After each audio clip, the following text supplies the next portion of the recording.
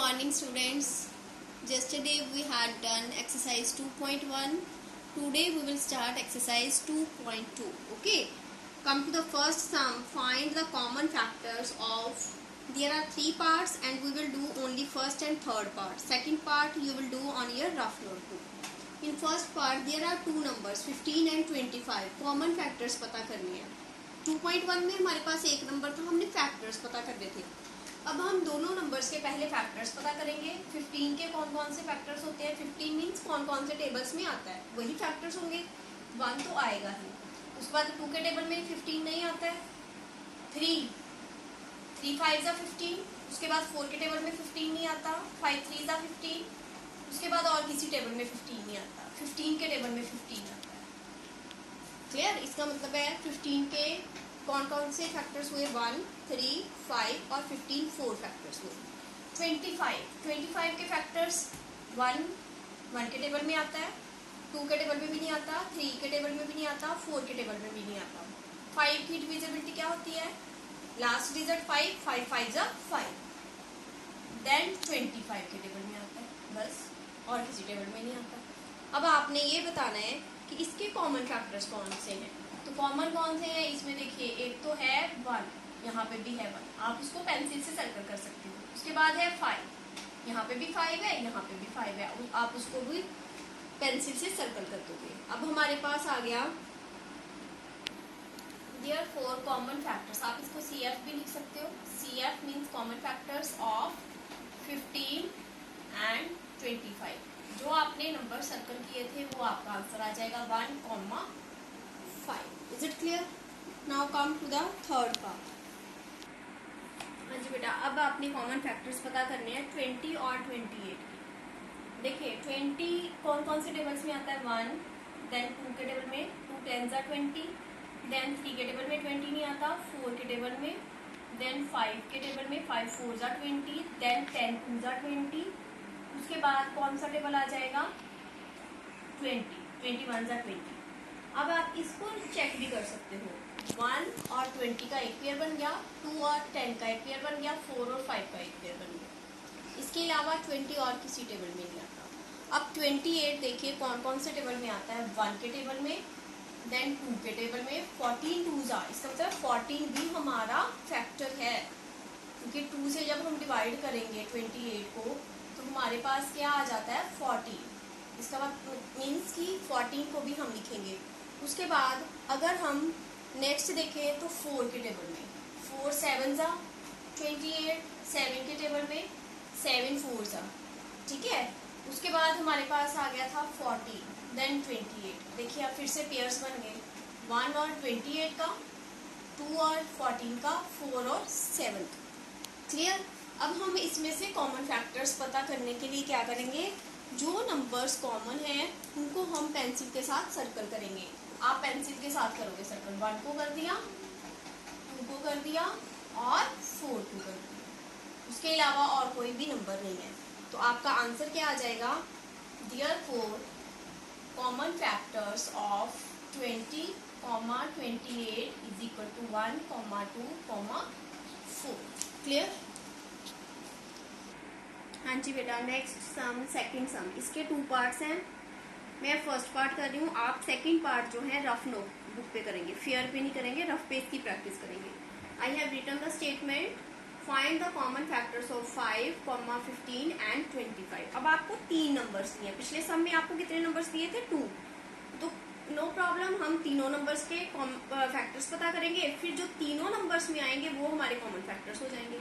अब देखिए 5 का आ जाएगा 1 और 5. This is the prime number. 15 is a composite number. इसके कौन कौन से फैक्टर है, 1 के टेबल में आता है, 3 के टेबल में, 5 और 15. 25 1 5 25. Very easy. उसके बाद आप क्या करोगे, किसको कॉमन करोगे, 1 को आप सर्कल कर दोगे क्योंकि 1 तीनों में है, ठीक है. उसके बाद आप 5 को सर्कल कर दोगे. तो आपके कॉमन फैक्टर्स कौन से आ गए, 1, 5. Is it clear? हाँ जी बेटा, come to the question number 3. Find first 3 common multiples of 6 and 8.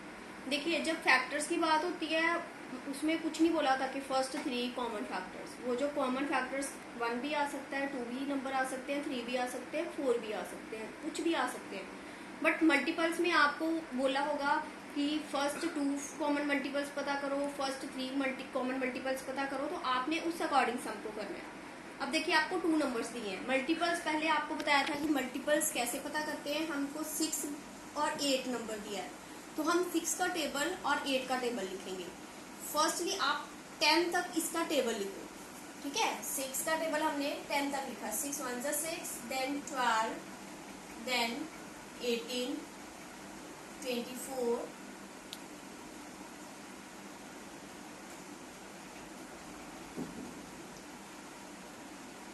Okay, 6 10 जा 60। 8 का टेबल लिखना है।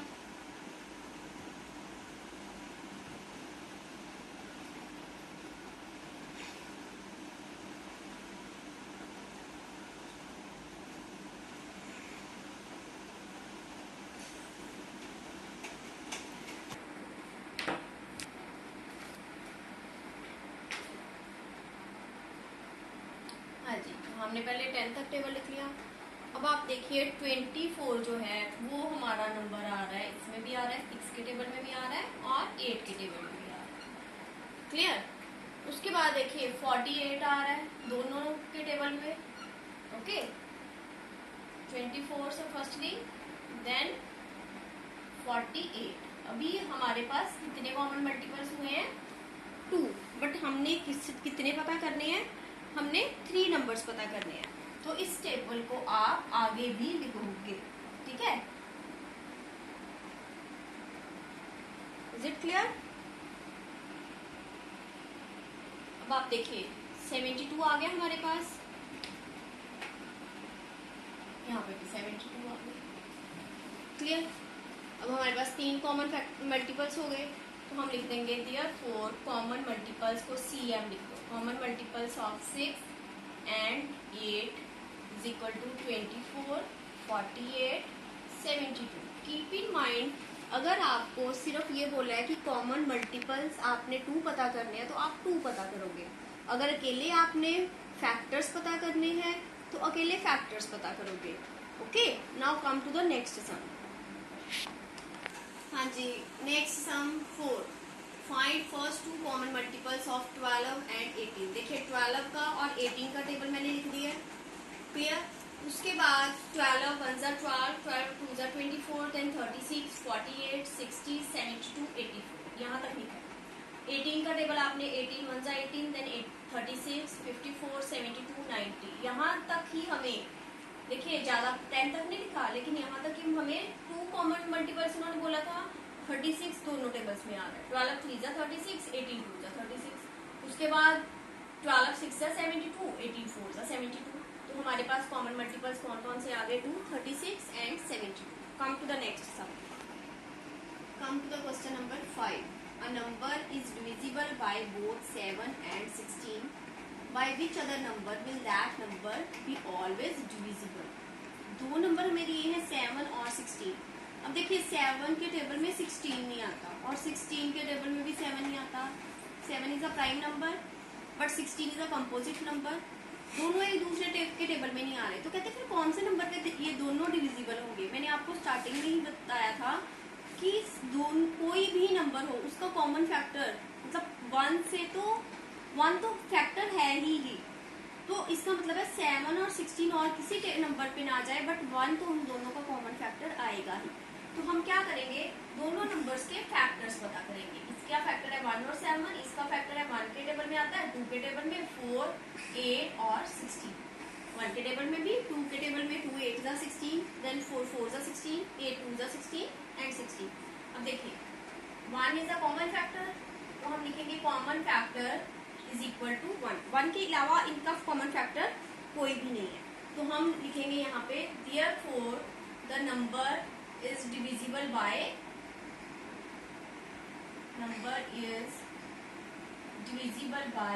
1 only.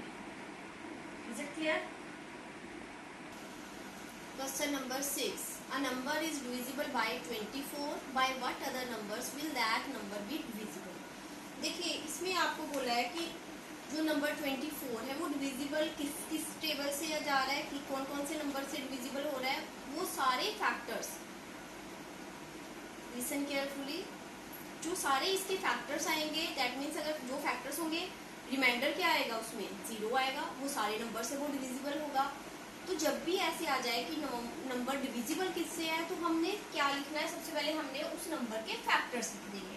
तो आपको पता है कि 24 के फैक्टर्स कौन कौन से होते हैं, 1 के टेबल में, 2 के टेबल में, 12 2 24, देन 3 के टेबल में, देन 4 6 6 4 24, देन 8 12 24। अब आप इसके पेयर्स देख लो, 1 और 24 आ गया, 2 से डिवाइड किया 12 आ गया, 12 2 24, 3 से डिवाइड किया 8 3 24, 4 6 20।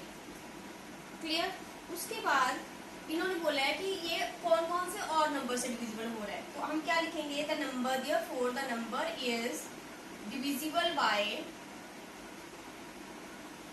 हम 24 को नहीं लेंगे इसमें, 1 2 3 4 6 8 और 12 फैक्टर सारे लिखेंगे, बट 24 जो है नंबर उसको छोड़ के बाकी इसके सारे फैक्टर्स ले लेंगे।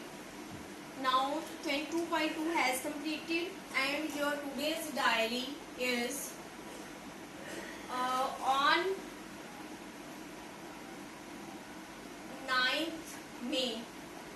I will take test of exercise 2.1 and 2.2. Clear? Be ready on 9th May. Goodbye.